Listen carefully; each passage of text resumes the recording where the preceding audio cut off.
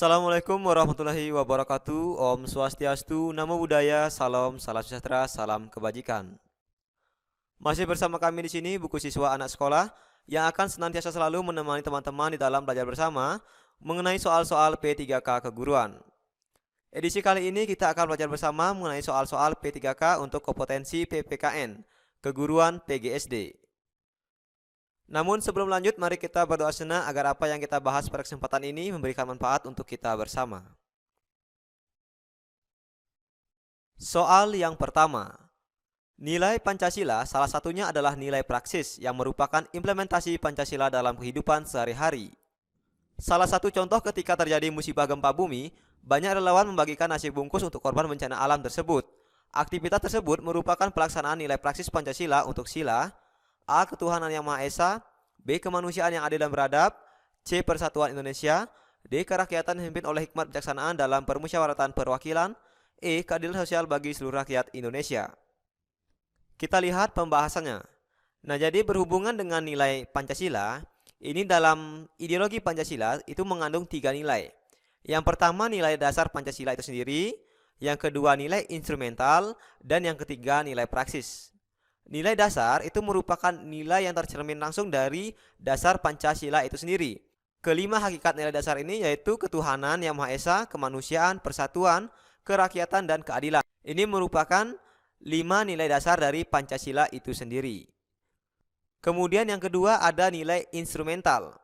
Nah, nilai instrumental merupakan penjabaran lebih lanjut dari nilai-nilai dasar dalam Pancasila. Nilai instrumental ini termuat pada peraturan perundang-undangan yang disesuaikan dengan perkembangan zaman dan aspirasi masyarakat. Selanjutnya ada nilai praksis. Nilai praksis merupakan perwujudan dari nilai instrumental yang bersifat nyata dalam kehidupan sehari-hari, termasuk dalam masyarakat, berbangsa, dan bernegara. Sama seperti halnya dengan nilai instrumental, nilai praksis juga berkembang dan disesuaikan dengan perkembangan zaman serta aspirasi masyarakat. Jadi, nilai praksis itu merupakan praktik dari nilai instrumental dan nilai dasar Pancasila itu sendiri.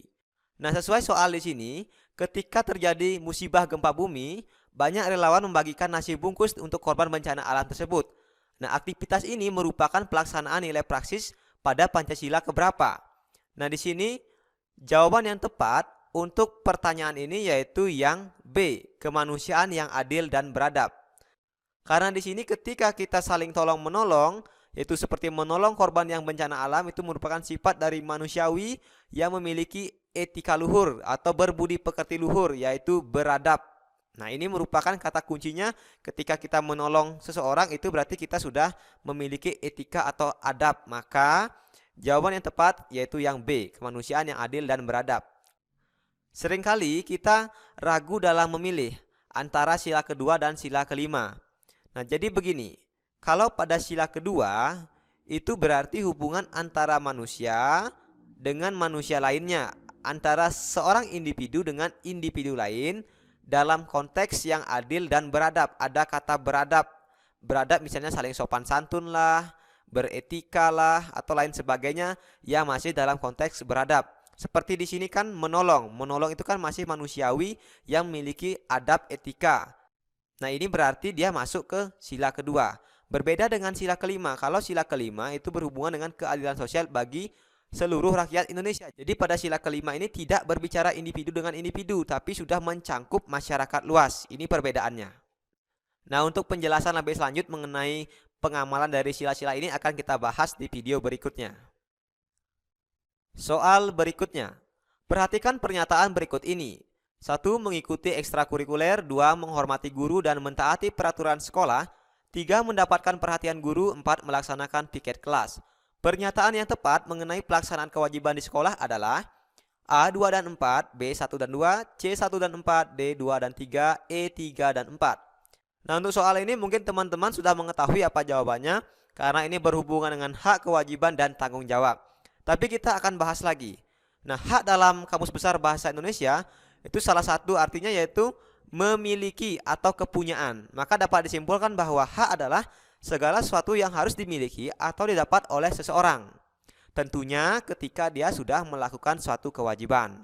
Nah, berikut ini adalah hak yang didapat oleh seorang anak selaku siswa di sekolah. Yang pertama yaitu mendapatkan pelajaran, yang kedua bertanya dan berpendapat, yang ketiga menggunakan fasilitas yang ada, yang keempat mendapatkan perlakuan yang adil, yang kelima mengikuti kegiatan sekolah, yang keenam memperoleh kasih sayang dari guru. Nah, ini adalah contoh dari hak-hak siswa di sekolah. Selain itu, siswa pun harus menjalani kewajibannya. Kewajiban adalah segala sesuatu yang harus dikerjakan dengan penuh tanggung jawab. Nah, contoh kewajiban di sekolah misalnya, satu, belajar beserta mengerjakan tugas dan mengumpulkan tugas tepat waktu. Yang kedua, mematuhi peraturan dan tata tertib sekolah. Yang ketiga, saling menghargai dan menghormati. Yang keempat, menjaga fasilitas sekolah. Nah, ini merupakan contoh dari hak dan kewajiban seorang anak di sekolah. Di soal, kita diminta mengenai pelaksanaan kewajiban di sekolah. Jadi, kewajibannya yang mana? Nah, kita lihat untuk nomor 1, mengikuti ekstrakurikuler. Nah, ini kan merupakan hak seorang anak untuk mengikuti segala bentuk kegiatan sekolah. Berarti kita lihat, apabila di optionnya itu ada angka 1 sudah pasti salah. Yang B, yang C itu sudah pasti salah. Nah, kita lihat lagi option berikutnya. Nomor 2, menghormati guru. Betul, menghormati guru merupakan bentuk dari kewajiban. Jadi yang ada 2 selain 1 itu betul ya kan? Yang A ada 2-nya, yang D juga ada 2. Berarti pilihannya tinggal 2, tinggal A atau D. Yang A, 2 dan 4, kita lihat nomor 4-nya, melaksanakan piket kelas. Nah, melaksanakan piket kelas ini merupakan kewajiban. Jadi jawaban yang tepat adalah yang A, 2 dan 4. Kenapa tidak yang D? Karena yang D itu kan angka 3. Angka 3 mendapatkan perhatian guru. Mendapatkan perhatian guru itu adalah hak dari seorang anak di sekolah. Soal berikutnya. Dalam diskusi kelas, Budi memberikan pendapatnya mengenai persoalan yang dibahas dan Randy juga memberikan saran atas pendapat Budi. Tindakan yang dilakukan Randy terhadap Budi merupakan pencerminan dari A. Hak, B. Kewajiban, C. Tanggung jawab, D. Hak dan kewajiban, E. Kewajiban dan tanggung jawab. Jadi di sini si Budi ini memberikan pendapat mengenai persoalan yang dibahas. Dan si Randy ini memberikan saran atas pendapat Budi. Nah, tindakan Randy terhadap Budi merupakan pencerminan dari titik-titik. Nah, kita lihat pembahasannya. Jadi tindakan yang dilakukan Randy untuk memberikan saran itu sangat jelas sekali merupakan pencerminan dari hak seseorang. Hak yang dimiliki Randy di sini adalah hak untuk berpendapat juga. Jadi dia memberikan saran itu termasuk dari bagian pendapat. Nah, hak untuk berpendapat merupakan pencerminan dari sila keempat, yaitu kerakyatan yang dipimpin oleh hikmat kebijaksanaan dalam permusyawaratan atau perwakilan. Jadi bermusyawarat, seseorang boleh mengeluarkan pendapat, itu merupakan bagian dari musyawarah atau mufakat. Nah, ini pencerminan dari sila keempat. Nah, selain itu, sehubungan dengan kebebasan dalam berpendapat atau berekspresi ini diatur dalam pasal 28 dan dipertegas lagi dalam pasal 28E ayat 3 Undang-Undang Dasar Negara Republik Indonesia tahun 1945. Nah, yang bunyinya bahwa setiap orang berhak atas kebebasan berserikat, berkumpul, dan berpendapat. Jadi sangat jelas jawaban untuk pertanyaan ini adalah A, yaitu hak. Nah, teman-teman, jika kita amati soal-soal PPKN itu memang soal-soal pencerminan dari nilai-nilai 4 pilar negara, yaitu Pancasila, Bhinneka Tunggal Ika, NKRI. Nah, ini biasanya jadi satu, pencerminannya dari ketiganya ini. Kemudian ada satu, Undang-Undang Dasar, itu pengamalan dari setiap bunyi dari undang-undang itu sendiri. Nah, biasanya di Undang-Undang Dasar itu teman-teman minimal ada satu soal yang ditanya mengenai bunyi pasalnya. Jadi kalau bisa teman-teman silahkan dipelajari bunyi-bunyi dari masing-masing pasal. Karena minimal dari apa yang sudah kami cek dengan teman-teman yang sudah mengikuti tes PPK untuk tahap 1, itu semuanya dapat bunyi pasal satu soal. Nah, jadi kalau teman-teman hafal bunyi pasalnya, walaupun cuma satu soal, setidaknya nanti membantu poin teman-teman untuk memenuhi passing grade. Jadi harapannya nanti silakan teman-teman pelajari bunyi-bunyi dari pasal-pasal itu. Soal berikutnya, Hari Minggu pagi, masyarakat Desa Sukamaju sedang melakukan kegiatan kerja bakti. Pak Sulaiman sedang membersihkan selokan, sementara Pak Tohar sedang memotong beberapa dahan pohon, dan Pak Wayan sedang mencukur rumput di pinggir jalan. Seluruh masyarakat, baik orang dewasa dan anak-anak, sangat menjunjung tinggi kebersamaan. Bayu, Dayu, Lani, Beni, dan Wayan sedang bekerja kelompok mengerjakan tugas sekolah. Saat jam sholat, Wayan dan teman-temannya mengizinkan Bayu untuk melaksanakan sholat terlebih dahulu, baru kemudian ikut kembali mengerjakan tugas kelompoknya. Pernyataan yang tepat mengenai wacana di atas adalah A. Bayu tidak mengamalkan nilai persatuan karena meninggalkan temannya dalam bekerja kelompok. B. Bayu anak yang baik karena ikut mengerjakan tugas kelompok meskipun sebentar. C. Tindakan Bayu kurang tepat karena meninggalkan temannya dalam bekerja. D. Wayan dan teman-temannya sudah mengamalkan nilai Pancasila, yaitu sila ke-1, toleransi umat beragama. E. Wayan dan teman-temannya telah mengamalkan nilai sila ketiga, persatuan, karena mengizinkan Bayu untuk menunaikan ibadah terlebih dahulu. Nah, jika kita lihat, option dari pilihan ini sangat mirip-mirip. Nah, ini yang disebut dengan tes kompetensi teknis PPKN rasa TKP. Nah, ini sering disebut oleh channel-channel lain. PPKN rasa TKP, PPKN rasa TKP, ini yang dimaksud.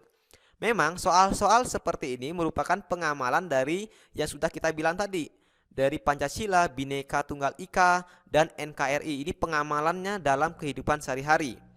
Nah, jadi teman-teman diminta untuk menelaah, ada sebuah wacana, kemudian ditelaah apa pernyataan yang tepat. Ini yang disebut dengan kemampuan berpikir tingkat tinggi. Kita lihat dulu pembahasannya. Nah, Indonesia adalah negara yang religius. Hal ini dibuktikan dalam sila pertama Pancasila, yaitu ketuhanan yang Maha Esa.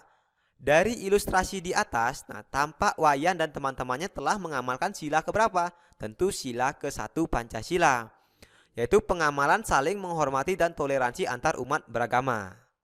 Dengan demikian sangat jelas bahwa tindakan Wayan dengan teman-temannya mengizinkan Bayu untuk melaksanakan sholat terlebih dahulu, baru kemudian ikut mengerjakan tugas kelompok kembali, merupakan pencerminan dari sila ke-1, yaitu di mana jawaban yang tepat adalah yang D.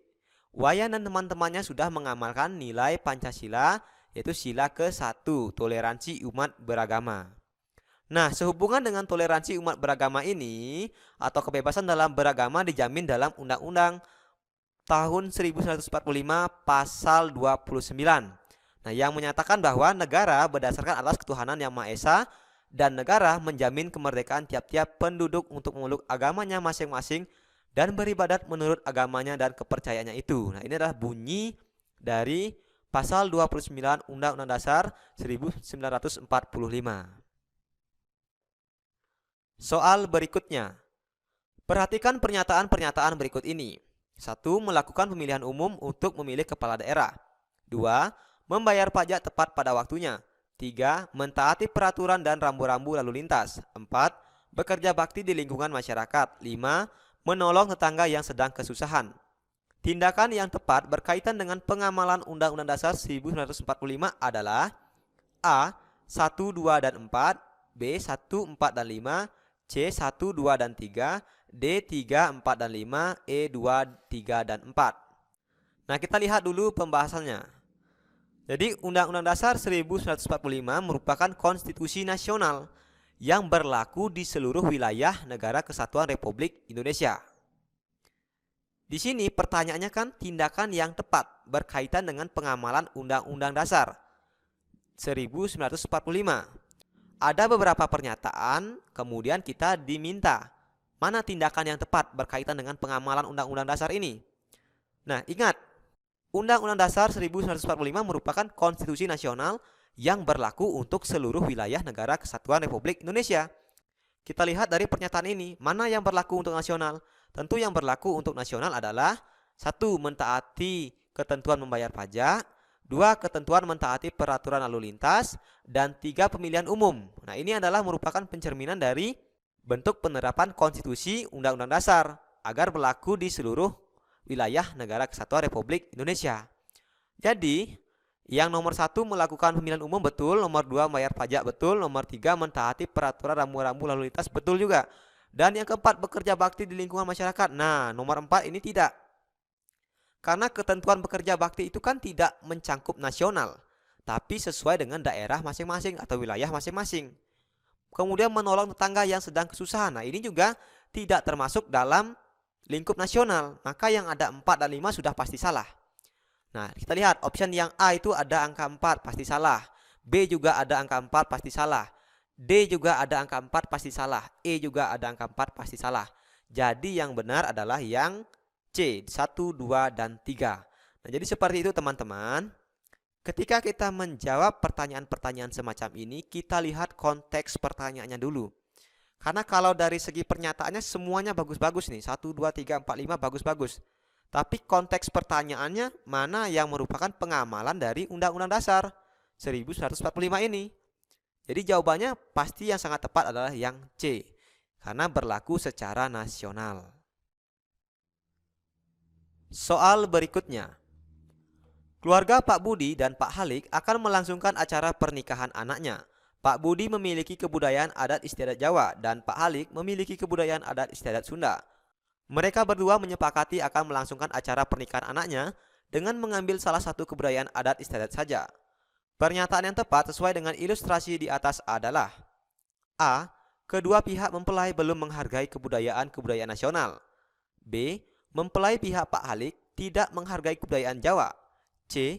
Mempelai pihak Pak Budi tidak menghargai kebudayaan Sunda. D. Kedua pihak mempelai sudah menerapkan musyawarah yang tepat. E. Kedua pihak mempelai seharusnya mengupayakan untuk melangsungkan acara pernikahan dengan kedua kebudayaan sebagai wujud saling menghormati dan toleransi. Nah, kita lihat dulu pembahasannya. Jadi dari pernyataan ini sangat jelas. Kita harusnya berupaya untuk saling menghargai kebudayaan dan adat istiadat masing-masing.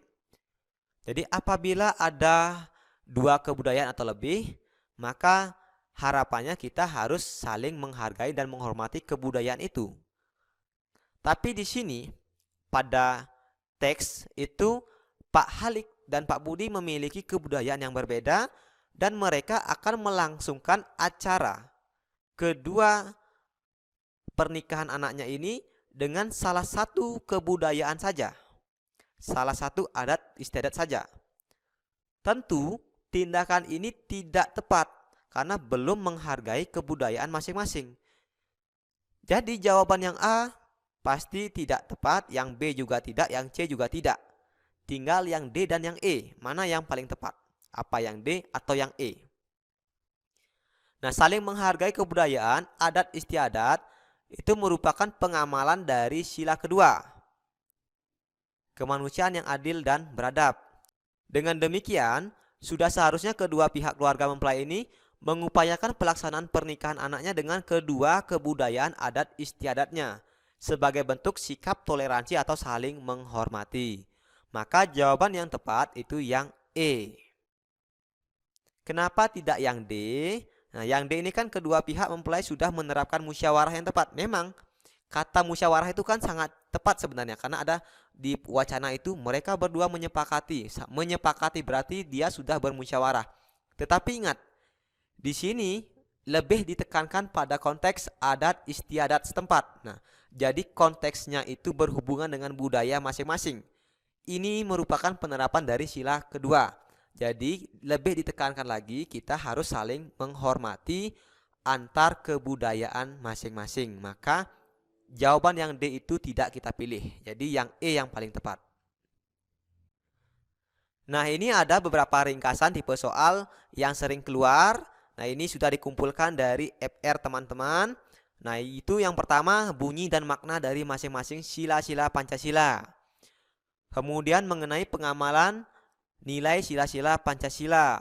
Yang ketiga mengenai lambang-lambang sila-sila Pancasila. Dan ada lagi pengamalan Undang-Undang Dasar, bunyi Undang-Undang Dasar, dan amandemen. Nah, ini belum kita bahas soalnya, nanti kita akan buatkan. Kita kumpulkan dulu dari FR teman-teman.